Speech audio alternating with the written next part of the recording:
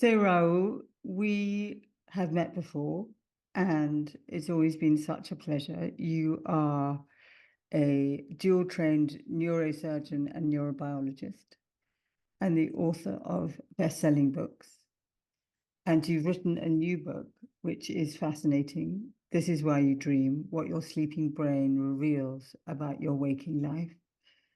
And I want to welcome you to the Therapy Works podcast. Thank you very much. You have been an ally and an advocate. And as you know, I'm a cancer surgeon. Our worlds overlap because we meet people at very difficult times.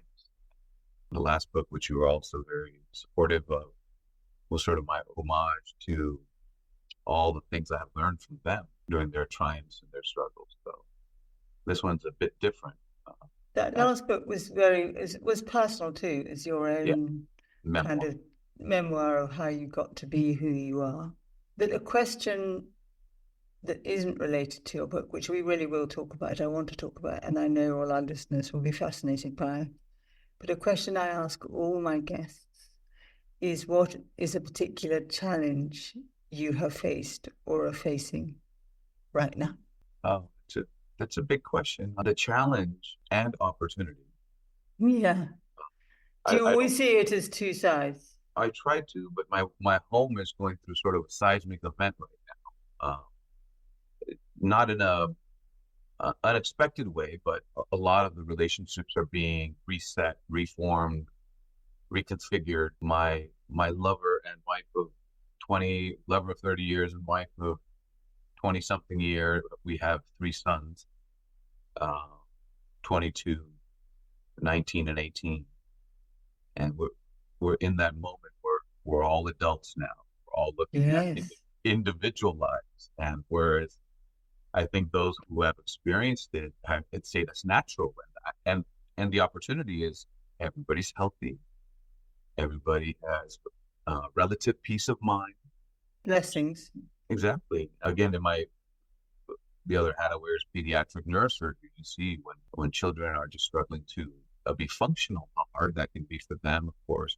So I am grateful, but if you're asking me for a challenge I'm facing, it is a challenge to now think of what will be the pattern of how the 5 of us who have spent almost minute by minute 2 decades together, like what's the normal pattern? I'm speaking to one more frequently. I'm speaking to one less frequently. There aren't any ruptures, but we're just our independent personalities are really taking bloom now.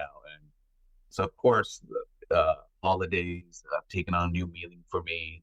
Connections have taken on a new meaning. I'm writing a lot more letters. I feel like things need to be sometimes by email and sometimes by hand.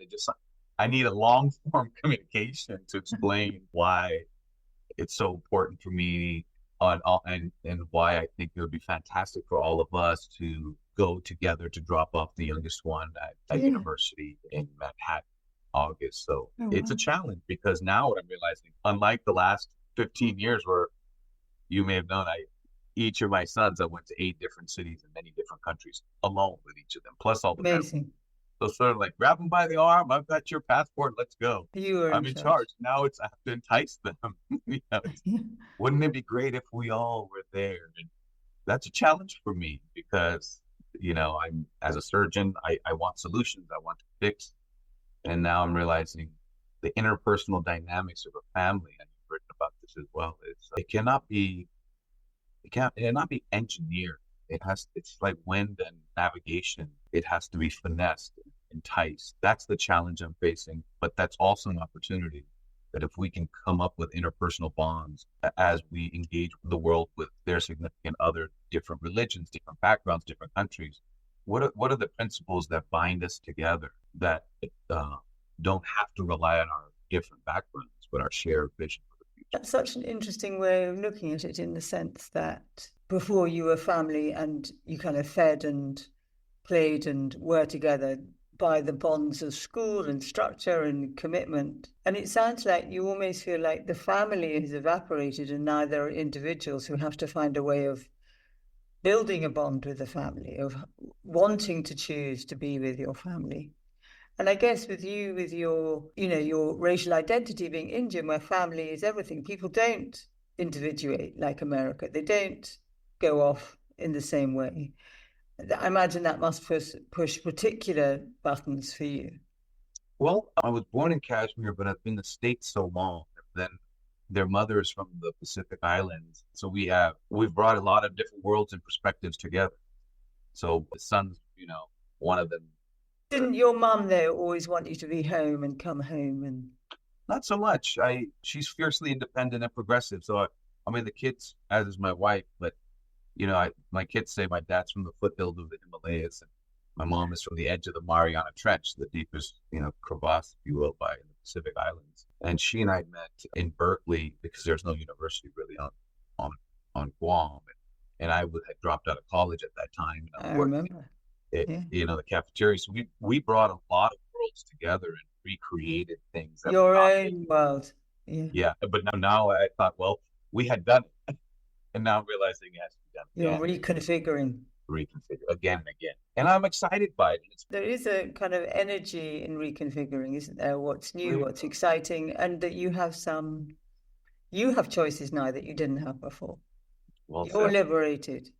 Well said. And so what the challenge here is, what are the basic principles of kindness, of inclusion, of consideration, of open communication, that if I can work with them to create that, but that might actually be the legacy, not cancer surgeon, not dad, but in the family, that no matter our differences, we can all have a nice dinner party. Like, it can be something essential. Like, we don't have to spend a whole week together, but surely we can have dinner together when somebody graduates college and function despite our differences or similarities. So that's the reconfiguration that's going on as we speak. To that goal, one of my sons is flying out tomorrow to London for the weekend to celebrate this book launch. So the challenge is invigorating me also to think about things, not take things for granted. So thank you for asking me the question.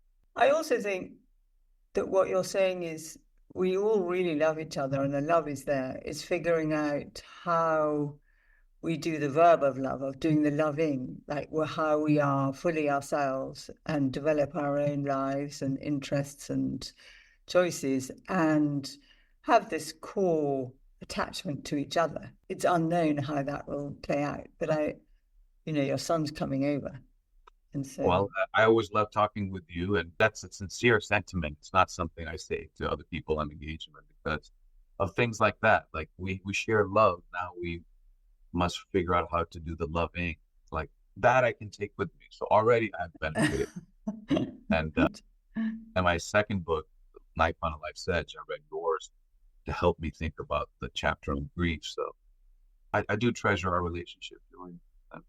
Outside of this, I do too, Rahul. It feels it's so kind of special to really not know someone so well, but to have a kind of connection that goes deep, even if it's rare and not for very long, because there's somehow, reading your book, I get to know you, you reading my book, you get to know me before we actually meet. And then there's a kind of knowing that drops lots of barriers. And I think the conversation we had before, you were so open with me. So I've been looking forward to this for a really long time. And same thing here today. Although I'm from Los Angeles, I don't act, and the cancer patients have taught me that they can sense the other person's energy. Something about a trial struggle can do that. And so the conversations we've had, you're catching me at different points in my life, not just more than anyone. Sometimes I think only with you. The others are more conventional interviews. They're great. They're fantastic, important. But, we have a shared friend. And she also mentions that with Julia, you're mostly, you're your most self. Because I'm willing to be vulnerable with you because. Thank you. Yeah, because of your track record and what you've done for other people, and that I know that you have a reservoir of empathy and experience that makes me feel like if I'm going to share, let's share with Julia. So third book, third conversation. Amazing. I'm in a different place. Very happy to be talking. Yeah, well, thank you. I really appreciate that, and appreciate the sort of level of trust. If I was going to have someone cut into my brain, Rahul, it would definitely be you. So let's talk about dreaming. And, as a therapist, obviously dreams have, since Freud, like you mentioned in the book, have been a part of my thinking, and I do talk to my clients about what they make of their dreams.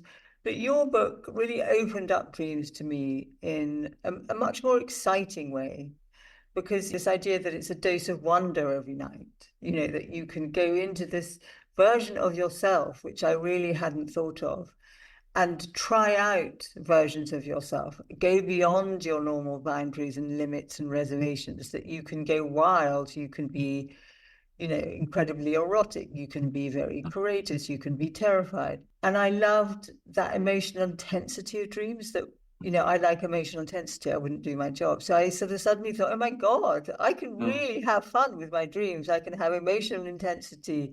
My imaginative network can go wild while my executive network goes offline. Right. And so it's really brought me joy. But maybe you can talk to us about what brought you to write the book in the first place.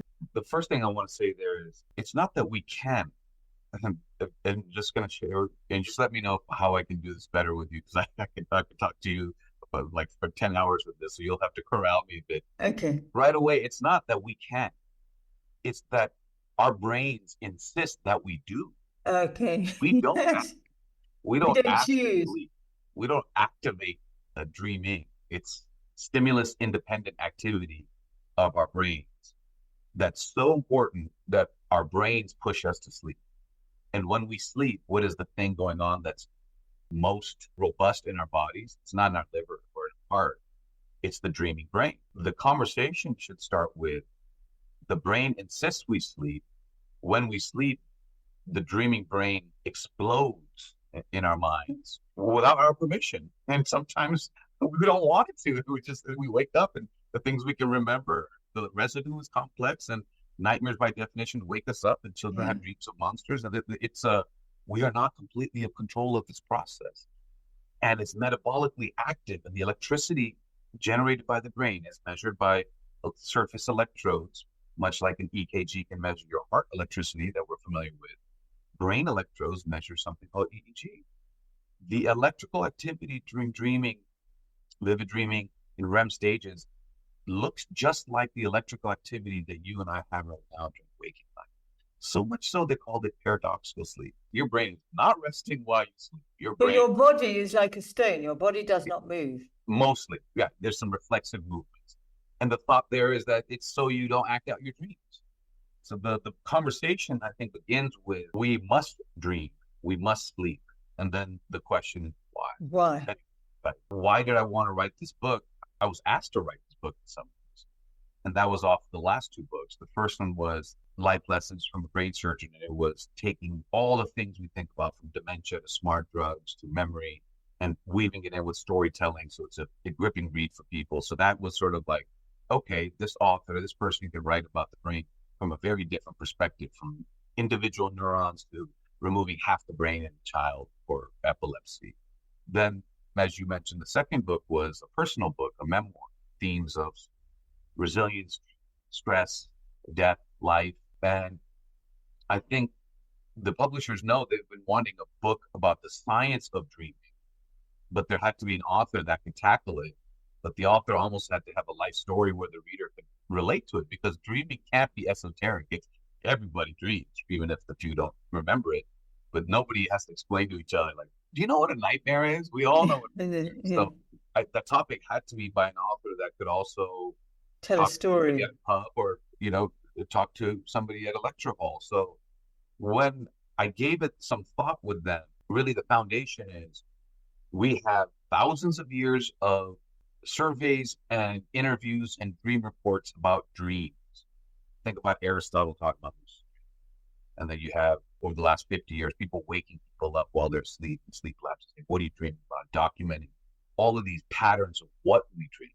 At the same time, my career being 50 in the last 30 years, neuroscience has really blossomed. Not just exotic brain imaging, but electrical recordings, metabolic measures. And so the question became, could the dreaming brain and what we've learned about it explain a little bit about what we dream often, what we dream rarely, and what we dream always? And so that's what I've done in the book, is try to connect what can science explain, and then be very forthright about the gaps that I'm trying to fill in, as sort of a love letter to to dreaming by connecting some of the concepts that will remain of us. What I kind of learned from you is that we have to dream, that the dreams shape us, they kind of form who we are, they help us solve problems, they're very visual. And you're talking about Dali, he would use his dreams, he would want to kind of go into his dreams and tell himself what to dream about and then use that for his art. So do you want to go into that a bit more, how we can use dreams for our creativity to solve problems? Sure. And I think the foundation of discussion scientifically is to think of your brain as, first of all, never being off. It never sleeps, it never rests. We're on a 24-hour cycle based on rotation of the earth, likely. 2/3 is roughly awake and 1/3 is roughly asleep and dreaming. Plants follow this, tides follow this. They were governed by circadian rhythm. That said, the waking brain and the dreaming brain, the transition from waking to sleeping / dreaming, we'll call it dreaming, is not crisp like a millisecond or like a follicle of hair. It's over a 5, 10, 15-minute period. And that's called sleep entry. And it's written by Dali, by Edison, mentioned by Christopher Nolan. And that period is what I call a hybrid state. And electrophysiology now, measurement. And I'll do that too. I'll mention measurements and then opinions. Because I think it's too simple to say studies showed it's being said too often, but the measurement is that the dreaming brain is wildly active, electrically, metabolically, glucose usage. The measurement is that going from waking brain to dreaming brain, during that 10, 15-minute period, the electrical measurements are a hybrid. They're a bit like waking brain and a bit like dreaming brain, dream entry. Is the circuit of a dreaming brain completely different from a waking brain? Is it, look, if it was like a car track, would it be a completely different? Very good. Great question. That's another foundation that we should look at. Even though the activity is robust, the circuit or the ensemble of neurons that are throbbing in the dreaming brain versus the waking brain is a little bit different. The waking brain is dominated by the executive network that looks outward. It's called task on. It's calculations, risk assessment. Keeping us alive, basically. Right. It's navigating getting stuff done, getting us fed. Exactly. The dreaming brain, that executive network is notably dampened, and that can be measured. In its place, the emotional systems, the limbic system and the visual system are liberated, if you will. So the dreaming brain is hyper-emotional, hyper-visual. The waking brain, it has those elements too, but it's dominated by hyper-executive. So the circuits, the activation, the areas that throb, even though both are engaged in robust electrical and metabolic activity, the generators of that are slightly different circuits, slightly different networks are called. The brain does not sleep. The brain is active. The brain makes us fall asleep. And what does it do when the brain is sleeping? It's dreaming. What happens in the dreaming brain versus the waking brain guides our conversation for the rest of our moment here. The dreaming brain is notably hyper-emotional and hyper-visual compared to the waking brain. If we hold on to that, hyper-emotional, hyper-visual, less logical, it explains why we can be at the roof of a building and then in an awkward social situation. It explains why it can stir us. It explains why it can bore us. It doesn't have to be always a vivid dream. And explains why we sort of are totally inhabit the experience of it. So when we talk about which dreams to think about it, whether it's in therapy or grief, we have to remember our dreaming brain, the solar flares of emotions and experiences that we may hold on to that might linger into our memory, comes from a state of mind that is hyper emotional and hyper visual in a way that our waking brain cannot be. That's a measure. The meaning of it is that's what we're talking about. Tell me about the different dreams. Should we talk about erotic dreams? This is a chapter I think that it was very important to me to finesse this because the definitions of gender, sexuality, they're evolving. Some of the surveys have come from times before. But what's interesting to me is when you look at dreams, there are two dreams, nightmares and erotic dreams, that are essentially universal. There are common dreams, teeth falling out, showing them naked to a podium, We've all had those across different cultures, across decades and centuries, Yeah, yeah. being chased. Mine is always I get lost. I Yeah, lose my handbag, I get lost. I have a car, I get lost. but again, Mine's see, it's always getting visual lost. spatial, right? It fits the Yeah, dreaming brain. It's visual spatial. yeah. Very rarely is there math. So just to No, connect, no. Yeah, one person might say I'm doing math, but in general, when you look at 10,000 dreams, not your dream, my dream, yeah. you see very little math, which fits the dreaming brain, not having the executive network, having the Imaginative network. Yeah, you dreams of movement and emotion fit the hyper emotional, hyper yeah, visual. And so it starts to make a little bit of sense, which I was just so taken with. And then there are nightmares that arrive for children. We'll get to that maybe later. And then erotic dreams, they they arrive before. So here are the measurements, surveys that I first noticed. They arrive before the erotic act, uh, so we're pre-adolescent. right before people have had sex. They have Yeah, sex in their dream. Um, amazing. So that's and when, yeah, I think it's when you're talking about we're kind of practicing, or we're yeah, experimenting, or we're trying stuff out. that there's a cultivation. The cue is in our mind first, then our body second, right? That's a big Yeah. statement, by the way, because it's usually the opposite. We're born with stuff, and if we don't use it, we lose it. The big concept here is it arrives in the patterns. It seems erotic dreams arrive before the erotic act, and we can get to that. Number two, we all have them. Number three, even if you never have the erotic act, you still have erotic dreams. Erotic dreams persist for patients after menopause. Some of my patients with chemical castration for prostate cancer, they still have erotic dreams. All of that hints to me that it's a cognitive process. It's a cognitive inheritance, or it's a cognitive maturation, much like adolescence arrives, yet the brain flesh looks the same in teenagers, yet they're completely different people. Similarly, preteens have erotic dreams, and then their bodies go through changes, allowing for sensuality. So that's the second thing is the nerves. And these are the big concepts, and I'll get into some of the smaller ones. The same, there aren't new nerves in our hands become when we after we go through puberty. It's that the brain changes. The same nerves in our fingertips now can go from simple touch to caress and to be turned on. So that ability is not something that changes in our extremities. The brain develops different regions that allow for sensuality. And that happens after the erotic dreams scene. Right? So the big developmental story here is maybe erotic dreams are this universal cognitive maturation that allow a cascade of events for us to be sensual, be sexual, and procreate. That's the big theme, and I love that. I love Number that. You look right, excited by it too. You look like a because it's man on the romantic. stage. It's like it's very romantic. Like, Yeah, yeah, yeah. yeah. It's And it's exciting, right? it is, and I think when you ask people what other surveys about erotic dreams reveal that infidelity is surprisingly common. So now into the details. About 70, 80, 85%. Of course, these surveys will evolve as we go forward, as people are more forthright. As you know, this is a moving space that we're always going to revisit. But infidelity is surprisingly common. And so, what does that mean?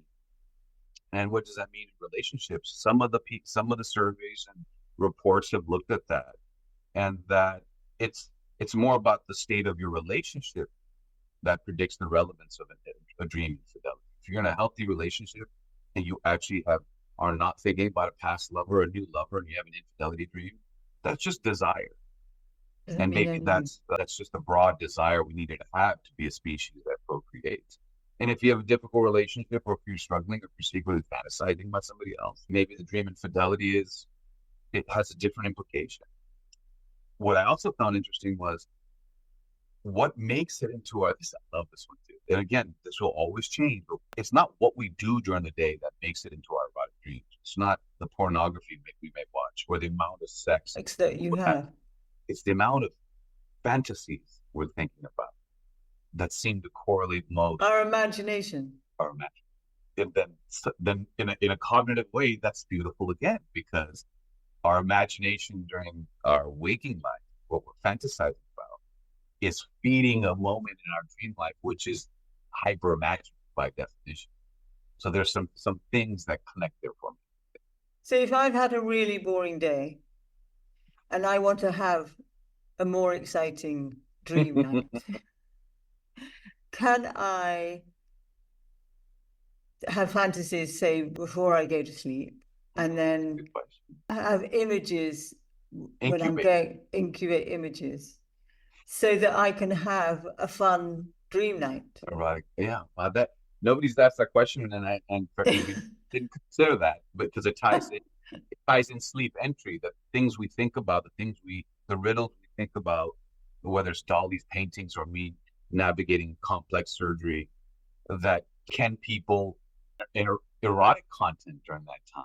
I That's can't I see why haven't thought not. about it, and nobody brought it up. But lucid dreaming, which happens in the middle of sleep, people have reported that they can steer the direction of the dream towards more sexual activity. So it's a great point you're making. I just don't have an answer for whether sleep entry can be used to promote sexual dreams. It's a good idea. I guess many of us will have to try tonight. Yes. But the auto suggestion, Mm-hmm. that if I have a problem, and I have done this, I will think of it before I go to sleep, or you will look at what you're going to operate on the next day, and you hope that your mind will kind of practice it through your dream, that you're some version of that. So we can influence and shape our dreams as well as they shape and influence us. Brilliantly said. It's a reciprocal process. So let's zoom out a little bit. So another fascinating thing was when I was looking at this was when television went from black and white to color, the amount of dream reports significantly changed from black and white to color. Seriously? Yeah. So there are reports about that. And then the natural question is, but the daytime is, daylight isn't color. So why would that be? But you see a lot of these things where waking life definitely feeds our dream life. It's the same brain. It's just in two very different brain states. And then dreaming life must feed our waking life. And the question is to what degree? So if in sleep entry, I go through a visual spatial riddle, or maybe Dali did, or Edison does, or somebody tries to incubate sexual content, whether we remember or not, that exact morning, it's not like conduit, like put it in the morning, hey, the solution is there. Hey. Yeah, like, ta-da, you wake up with all the world's puzzles solved. But what I would ask people to say, you are entering a 6 to 7 hour period where your brain is robustly active and hyper emotional, hyper visual. Emotionally intense. Yeah. Emotionally intense.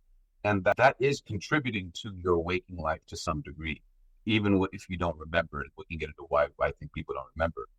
That even if you can influence that 1% once in a while, that's a portal and a technique that's available to you for creativity and wellness, self-examination, that is too often neglected. Exactly. That's what I was thinking when I was reading your book. I was thinking, I really want to get the most out of this. Exactly, because it's personal, it's hyper emotional, so it can. It's intimate in a way. It feels very intimate. And it may reveal something about your waking life that your waking mind simply is not paying enough attention to. It could be a warning sign. It could be a flare. It could be, and so for your listeners, I'm not saying this will happen every time, but it has happened for Dali for creativity. It has happened for me for surgery. I'm showing you, trying to describe to you the measurements of a hyper emotional brain state. I would say flirt with your dreaming mind, consider it, reflect upon it. I'm not saying spend 20 hours a day thinking about it, or be rigid about it, but just look over your shoulder, slowly wake up in the morning, and just remember that your brain has gone on this fantastic journey with the memory you have built of experiences in your life while waking, added with its own imagination. It's quite a milieu of thinking. The flares that you talk about that can also tell you whether you have something ill, whether you're ill or not. Is there a way, that liminal space between, since I read your book, I have been writing down my dreams, and I want to kind of hold on to them, but then once I pick up the pen, I kind of go back into executive network. So is there a way that one can find a way of logging one's dreams that doesn't jolt you away from them and you lose them? I feel like they kind of fall like confetti before I have time to fully get them. Sure. And the thought is autobiographical memory, the activities of your days that are stitched together by the executive network. For obvious reasons, it kicks in when you wake up. It's got to get to the work of the day that matter. And the question is how to hold on to that residue a bit longer. What people report are the things you're saying, slowly waking up, not opening your eyes, not checking your email first, but I go to my notes app. And if I've had good ideas, they tend to come from there. It's sort of an idea generator time for me, where I have a different perspective on thoughts. And those are the things you can do as you're waking up to try to remember your dreams more. But auto suggestion, which you mentioned earlier, people will say, well, a neurosurgeon is talking about auto suggestion. I would say, think about placebo. When you know the pill is not biochemically active, it can still have an effect. Okay. Because you release the pharmacy in your mind through belief. Similarly, believing in dreaming, trying to dream more, trying to remember your dreams more, trying to learn how to lucid dream. There is real science that works.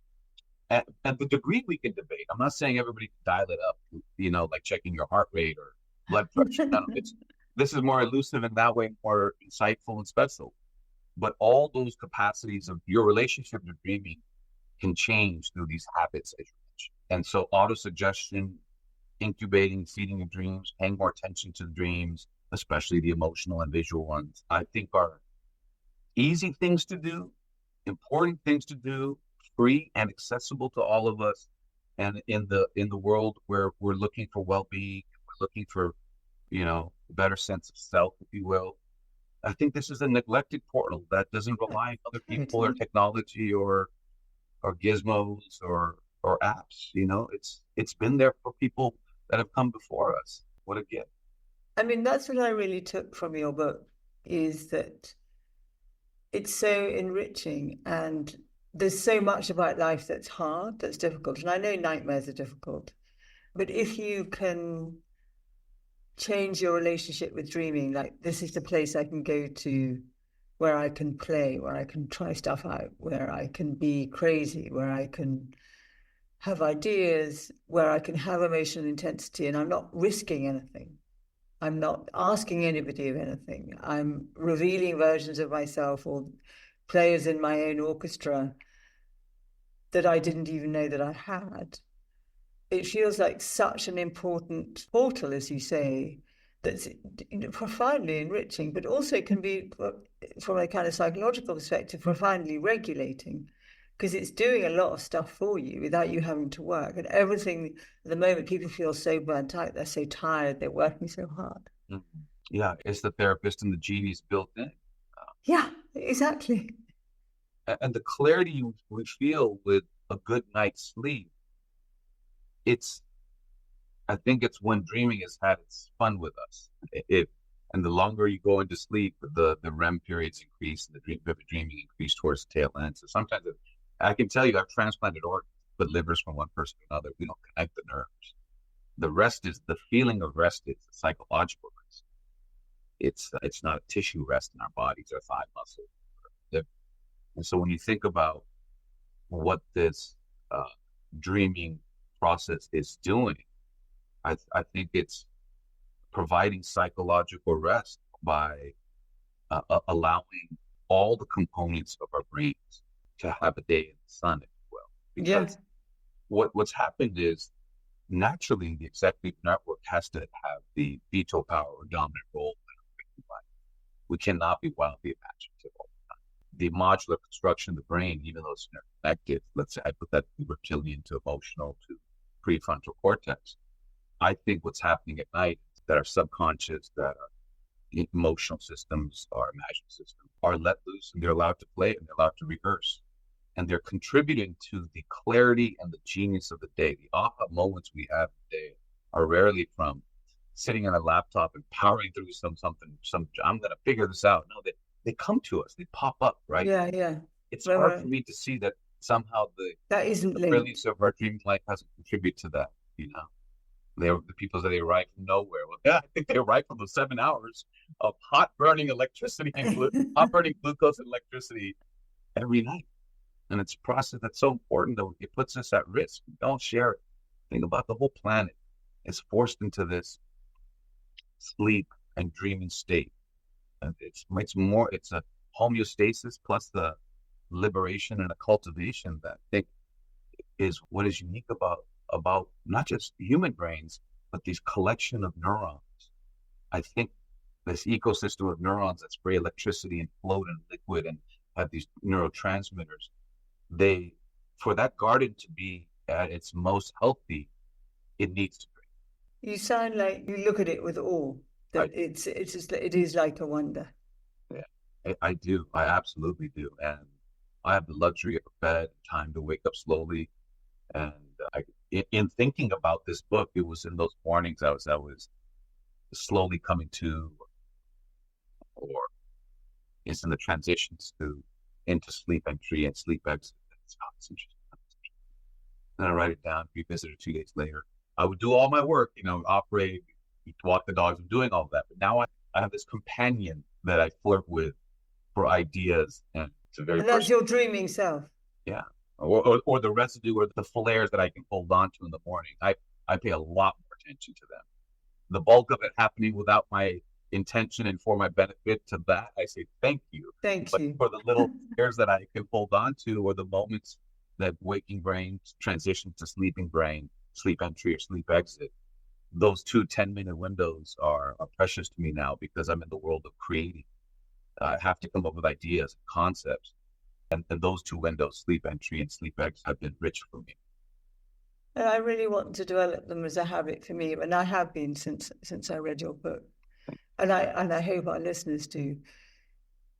What about interpretation of dreams? It's a big topic. The way I've come to understand it is to rely on the neuroscience of what is unique about the dreaming brain. Again, it's hyper-emotional, hyper-visual. For the readers, I've tried to break it down in 5 concepts. 1 are universal dreams, nightmares, erotic dreams.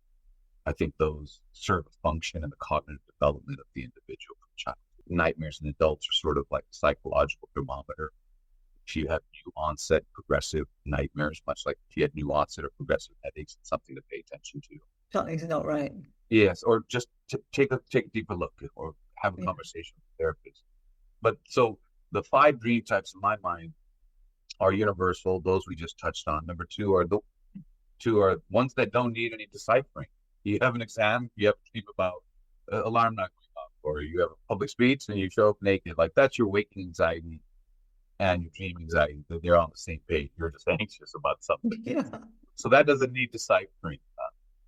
Then there are these genre dreams I love, because some of my cancer patients, when they're near the end of their journey, they have these dreams where they reflect reconciliation. Not always. It's not always, but I surprised me how many have end of life dreams that are more expansive about their life.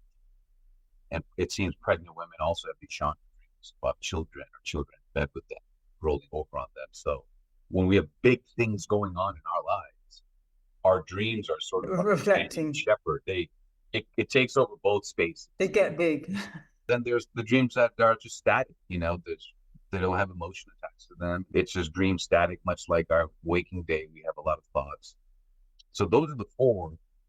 And then the one to go after, I think, the ones to reflect upon, are the ones that are hyper emotional, hyper visual. I think, like with a central image, or a deep emotion, or complex emotion, and they're symbolic. They're metaphorical, but they're not gonna reveal. They're not literal. No. Yeah, they're not literal. And so that 5th type, the hyper emotional, the hyper visual dream, with the image, the emotion, I think those are the ones to reflect upon. And it can only be through a concept. Subjective. Yeah, because a bridge to you and a bridge to me is very different. A bridge to me at different parts of my life has been very different. And so I'm not trying to be vague about it, but what I'm saying is only you can figure out the meaning of that dream that's a hyper emotional and hyper visual. And it's your brain that released it in its hyper emotional, hyper visual state. So essentially, dreams are thoughts in a drifting kind of. So that you're in your highway, so you're the one that needs to work them out. So, and maybe they don't make sense, but if you are looking for self-examination, if you're looking for insights, if you're looking for warning signs, those seem to be the ones to take a moment with, maybe not be so dismissive about them. And in the process of thinking what they mean, that sort of walks in the steps of what therapy is. It unlocks things. Yeah, Yeah, you're guiding your own introspection. yeah, that's really interesting. That's how I think about it. I think that's a Yeah. fair way to leave it broad, bring in the science as the justification, and also not make every dream something that people have to reflect upon tremendously. You're nervous, you're nervous. Yeah. So I think it's a common sense approach, but emphasizing your brain is hyper emotional and hyper visual, and what it's generating is unique from what your brain can generate in waking life. In your own mind. Yeah. So my last question, because the work that I do and you do often involves death and bereavement, and many clients that I've had long to see, or dream rather, about the person that died. And you've written about that. So death and dreaming. So my father died, the people around him. It's interesting the evolution of how he would arrive in dreams and sort of how it changed from being highly emotional as not invariable. Yeah, nothing's inevitable, right? Especially on this topic, right? Human mind, grief, loss of loved ones. But as they grieved and as they mourned, the engagement with the person who had passed changed also.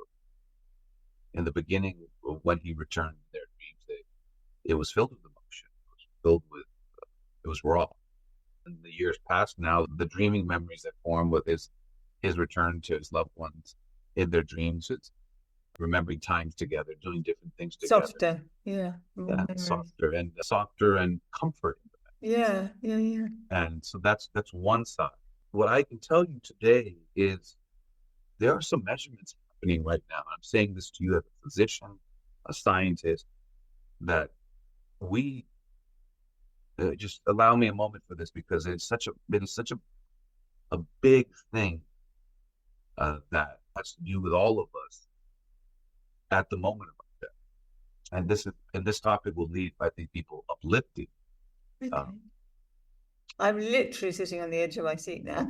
Yeah.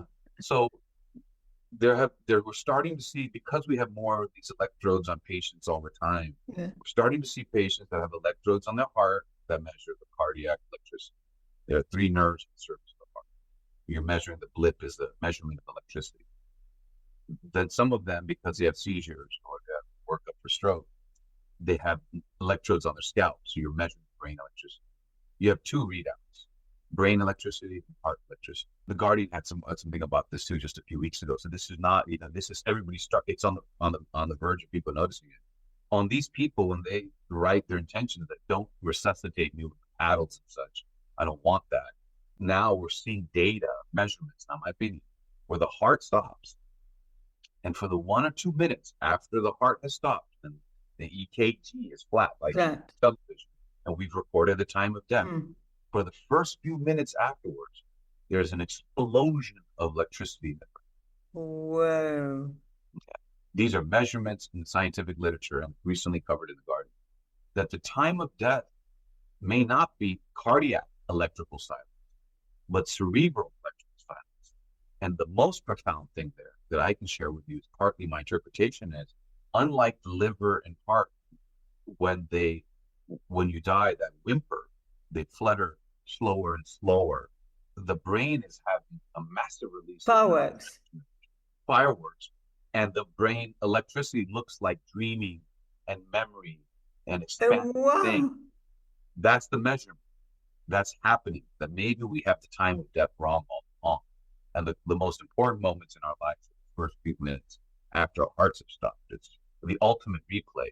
My interpretation is that maybe that explains why people who are resuscitated and have near-death experiences, often, not always, they report seeing loved ones, a movie script of their whole life. And so the way the brain is finishing in a salvo of electrical activity as the last squeeze of blood, it changes the whole way we think about it. And the fact that those electrical patterns match dreaming again forces me to say, what a special thing we do every night that Okay. arrives for us, even if we don't want it, and does something for us, and then comes to our rescue with a fiery romantic ending in the last few minutes of our life. So death and dreaming, I think, has taken on a very different context on last handful. That sounds like God at work, doesn't it, what you're saying? Yeah, It feels very kind of spiritual and mystical and also uplifting. Yeah, the idea, it's right. just rather than You'll this awful kind of dwindle of right, the, right, it's right. explosion. Yeah, your greatest joy and a replay of your greatest moments or tremendous emotion and feeling and experience is how you say goodbye. And again, it's the process built in. It's That not a echo, choice. Yeah, it's yeah. not a choice. And so that's a measurement. I would love, and again, I'm a neurosurgeon. Look, this is not some French thing. The Guardian's writing about it in my book, or you can look up At after death. cardiac arrest. After, Brain electricity persisting after cardiac death. So how great to be a neuroscientist. The neurons do yeah. something different. And I'm looking at art differently. I went to the National Gallery. I've been thinking about how does art stir? Why do we feel wonder? What are these elevated things? It's all arisen from the study of dreaming, because dreaming is not practical in the conventional sense. So it's made me think about, why does art stir? Why do we feel for each other? Why And does a good music. Samaritan do something? So it's been a bit of a rebirth for me too, to look at life through a fresh lens of the dreaming brain, the dreaming process. And I imagine through your book as a way to end, that is what you'd hope for the readers. Yeah, yeah, and the what we just talked about with the brain electricity being its most robust and exciting fireworks, is how I finished the book after leaving people with a greater sense of fascination about dreaming. Even though now we have the best look ever, I think people will be even more impressed, because it's not just this thing that's out there now. Yeah. It's got patterns, it's got biology, it may have purpose. I think that should leave people more in awe Yeah. of what our brains do for us, what our minds do. And that it's a gift it gives to us every night, right? Yeah, I do believe that. So on that note, Dr. Rahul Jandial, thank you so much for writing this book, for doing all that you do, and in particular for this really fascinating conversation and joining me on the Therapy Works podcast. Yeah, you're a wonderful part of my life. I look forward to when we connect again. Me too, Rahul. Me too.